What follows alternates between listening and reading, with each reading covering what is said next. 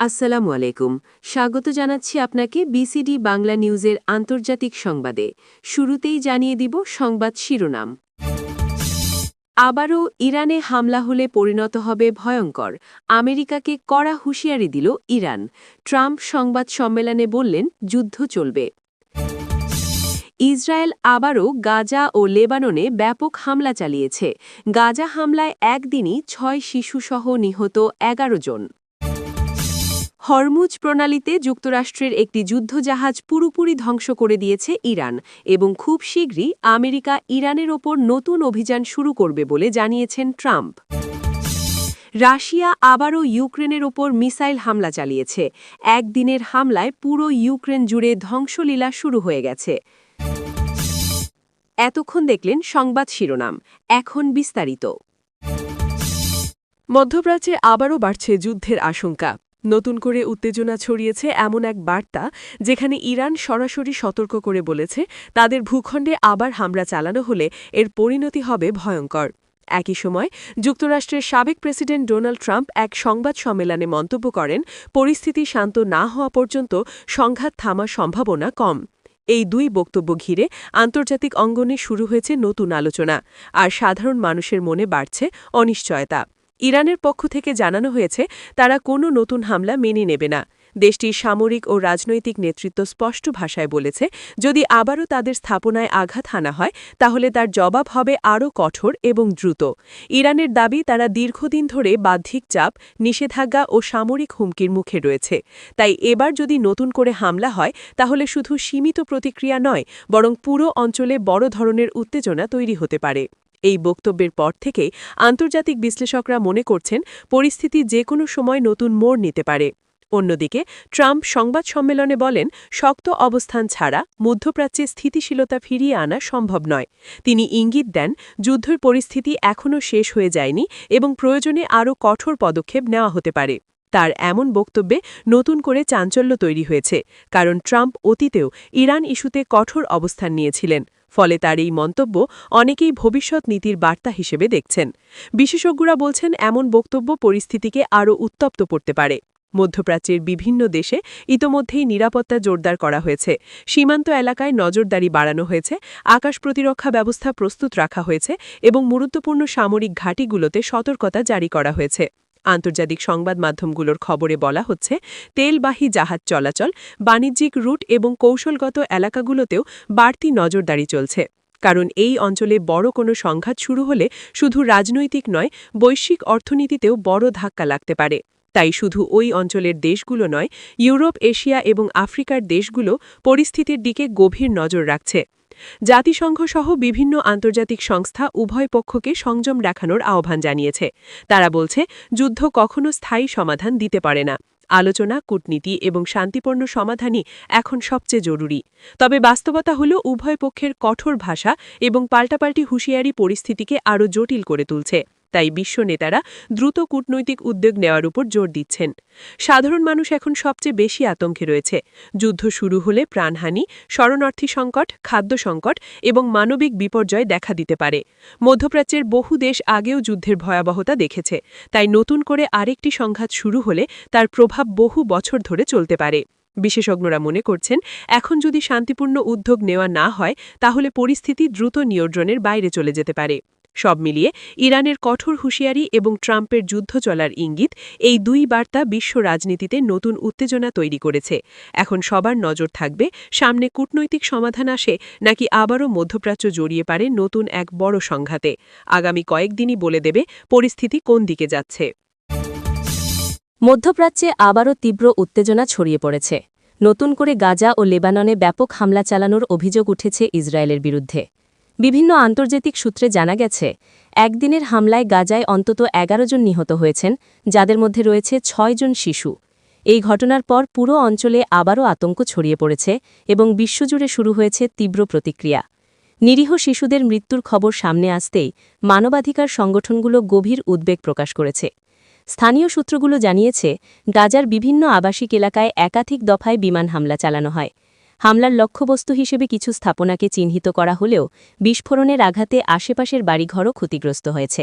ধ্বংসস্তূপের নিচে আটকে পড়া মানুষদের উদ্ধারে কাজ করছে জরুরি সেবা দল। আহতদের দ্রুত হাসপাতালে নেওয়া হলেও চিকিৎসা ব্যবস্থার ওপর তীব্র চাপ তৈরি হয়েছে। হাসপাতালগুলোতে ওষুধ, বিদ্যুৎ ও জরুরি সরঞ্জামের সংকট আরও প্রকট হয়ে উঠেছে বলে জানা গেছে। সবচেয়ে বেশি আলোড়ন তুলেছে শিশু হতাহতের ঘটনা।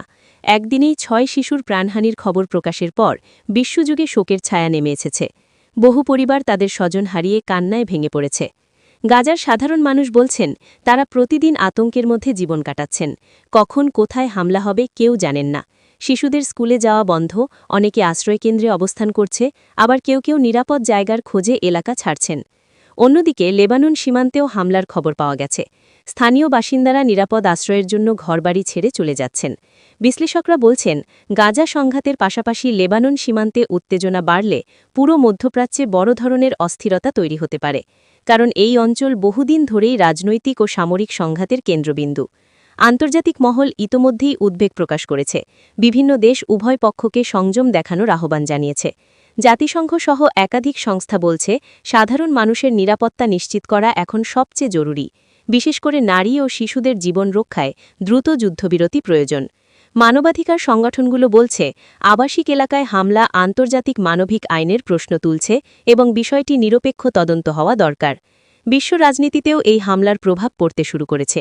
অনেক দেশ মধ্যপ্রাচ্যের পরিস্থিতির দিকে নজর রাখছে, কারণ নতুন করে বড় সংঘাত শুরু হলে তেলের বাজার, বাণিজ্য ও নিরাপত্তা ব্যবস্থায় প্রভাব পড়তে পারে। কূটনৈতিক মহলে আলোচনা চলছে কিভাবে দ্রুত উত্তেজনা কমানো যায় এবং আলোচনার পথ তৈরি করা যায়। তবে এখনও মাঠের পরিস্থিতি খুবই অনিশ্চিত।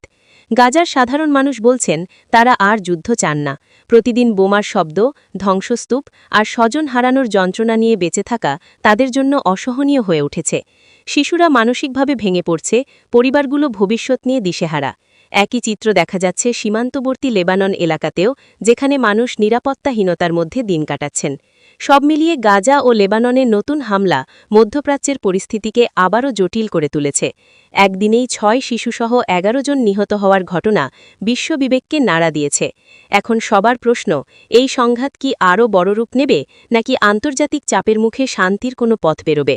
আগামী কয়েকদিনই সেই উত্তর দেবে। মধ্যপ্রাচ্যের কৌশলগত অঞ্চল হরমুজ প্রণালীকে ঘিরে আবারও উত্তেজনা বাড়ার খবর ছড়িয়ে পড়েছে।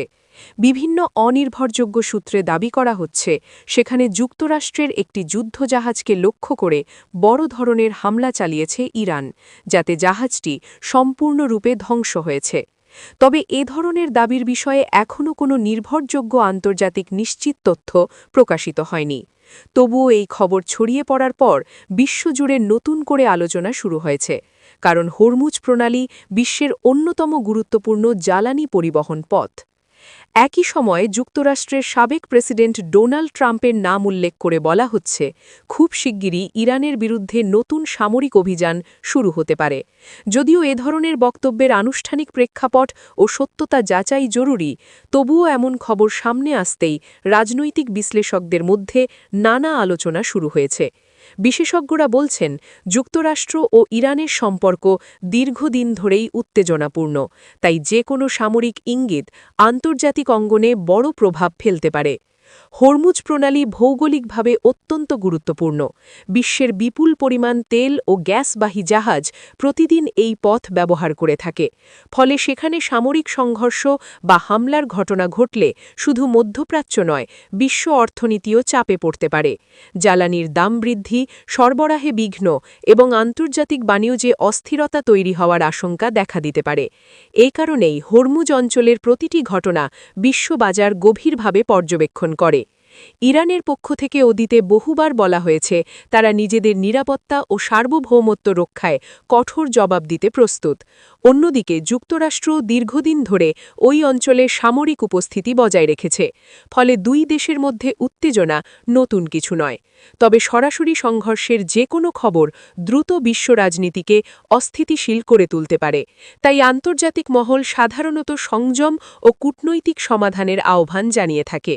বিশেষজ্ঞরা মনে করছেন বর্তমানে সামাজিক যোগাযোগ মাধ্যমে ছড়িয়ে পড়া বহু তথ্য যাচাই ছাড়া প্রচারিত হচ্ছে, তাই যুদ্ধ, হামলা বা সামরিক অভিযান সংক্রান্ত যে কোনো খবর গ্রহণের আগে নির্ভরযোগ্য আন্তর্জাতিক সংবাদ মাধ্যম ও সরকারি সূত্র যাচাই করা জরুরি, কারণ ভুল তথ্য কখনো কখনো আতঙ্ক, বিভ্রান্তি এবং অপ্রয়োজনীয় উত্তেজনা সৃষ্টি করতে পারে। সব মিলিয়ে হরমুজ প্রণালীকে ঘিরে ছড়ানো এই খবর আবারও দেখিয়ে দিল মধ্যপ্রাচ্যের পরিস্থিতি কতটা স্পর্শকাতর। যদি সত্যিই বড় ধরনের সংঘর্ষ ঘটে, তবে তার প্রভাব বহু দূর পর্যন্ত পৌঁছতে পারে। এখন সবার নজর থাকবে পরিস্থিতি কূটনৈতিকভাবে শান্ত হয় কিনা, নাকি নতুন করে উত্তেজনা আরও বাড়ে। আগামী দিনগুলোই জানিয়ে দেবে বাস্তবতা কোন দিকে যাচ্ছে। রাশিয়া ও ইউক্রেন যুদ্ধ আবারও নতুন করে তীব্র আকার ধারণ করেছে। সাম্প্রতিক সময়ে ইউক্রেনের বিভিন্ন অঞ্চলে বড় ধরনের মিসাইল হামলার খবর সামনে এসেছে। একদিনের এই হামলায় রাজধানীসহ একাধিক শহরে বিস্ফোরণের শব্দ শোনা যায়। ক্ষতিগ্রস্ত হয় গুরুত্বপূর্ণ অবকাঠামো, আবাসিক এলাকা এবং বিদ্যুৎ সরবরাহ ব্যবস্থা। হামলার পর দেশজুড়ে আতঙ্ক ছড়িয়ে পড়েছে এবং বহু মানুষ নিরাপদ আশ্রয়ের খোঁজে ছুটে গেছেন। যুদ্ধের দীর্ঘ সময় পার হলেও পরিস্থিতি যে এখনও অত্যন্ত সংকটপূর্ণ, নতুন এই হামলা আবারও তা প্রমাণ করল। স্থানীয় প্রশাসনের পক্ষ থেকে জানানো হয়েছে, রাতভর বিভিন্ন দিক থেকে ক্ষেপণাস্ত্র নিক্ষেপ করা হয়। কিছু মিসাইল আকাশ প্রতিরক্ষা ব্যবস্থা ভূপাতিত করলেও বেশ কয়েকটি লক্ষ্যবস্তুতে আঘাত হানে।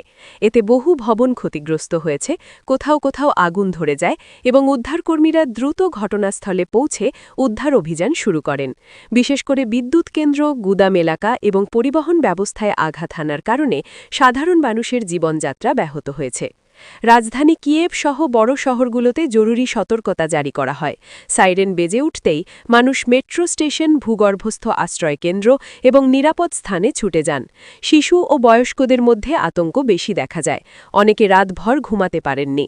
যুদ্ধক্ষেত্র থেকে দূরে থাকা এলাকাগুলোতেও মানুষ নতুন করে উদ্বিগ্ন হয়ে পড়েছেন, কারণ হামলার পরিধি এখন আরও বিস্তৃত হচ্ছে বলে মনে করা হচ্ছে। ইউক্রেনের কর্মকর্তারা দাবি করেছেন, এই হামলার মূল উদ্দেশ্য ছিল জনগণের মনোবল ভেঙে দেওয়া এবং গুরুত্বপূর্ণ অবকাঠামো অচল করে দেওয়া। তবে তারা বলছেন, দেশটির প্রতিরক্ষা বাহিনী এখনও সক্রিয় রয়েছে এবং আকাশ প্রতিরক্ষা ক্ষমতা আরও বাড়ানো হচ্ছে। একই সঙ্গে আন্তর্জাতিক অংশীদারদের কাছ থেকে অতিরিক্ত সাহায্যের আহ্বান জানানো হয়েছে। বিশেষজ্ঞদের মতে দীর্ঘস্থায়ী যুদ্ধে অবকাঠামোর ওপর ধারাবাহিক হামলা সাধারণ মানুষের ওপর সবচেয়ে বেশি প্রভাব ফেলে। অন্যদিকে আন্তর্জাতিক মহলেও এই হামলা নিয়ে উদ্বেগ দেখা দিয়েছে। ইউরোপের বিভিন্ন দেশ এবং পশ্চিমা মিত্ররা পরিস্থিতির দিকে নজর রাখছে। নতুন হামলার ফলে শরণার্থী সংকট, জ্বালানি সমস্যা এবং আঞ্চলিক নিরাপত্তা নিয়ে আবারও আলোচনা শুরু হয়েছে, কারণ যুদ্ধ যত দীর্ঘায়িত হচ্ছে ততই এর অর্থনৈতিক ও মানবিক প্রভাব বিশ্বের নানা দেশে পৌঁছে যাচ্ছে। সাধারণ ইউক্রেনীয় নাগরিকদের জন্য পরিস্থিতি দিন দিন কঠিন হয়ে উঠছে। বিদ্যুৎ বিচ্ছিন্নতা, পানির সংকট, চিকিৎসা সেবার চাপ এবং মানসিক ক্লান্তি সব মিলিয়ে মানুষের জীবন বিপর্যস্ত। বহু পরিবার নিজেদের বাড়িঘর ছেড়ে অন্যত্র আশ্রয় নিতে বাধ্য হচ্ছে।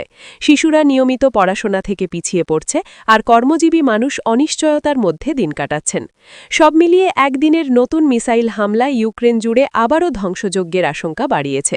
যুদ্ধ থামার কোনো স্পষ্ট ইঙ্গিত এখনও দেখা যাচ্ছে না, বরং প্রতিটি নতুন হামলা পরিস্থিতিকে আরও জটিল করে তুলছে। এখন বিশ্ববাসীর নজর থাকবে, এই সংঘাত কি আরও তীব্র হবে, নাকি আলোচনার মাধ্যমে শান্তির কোনো পথ খুঁজে পাওয়া যাবে।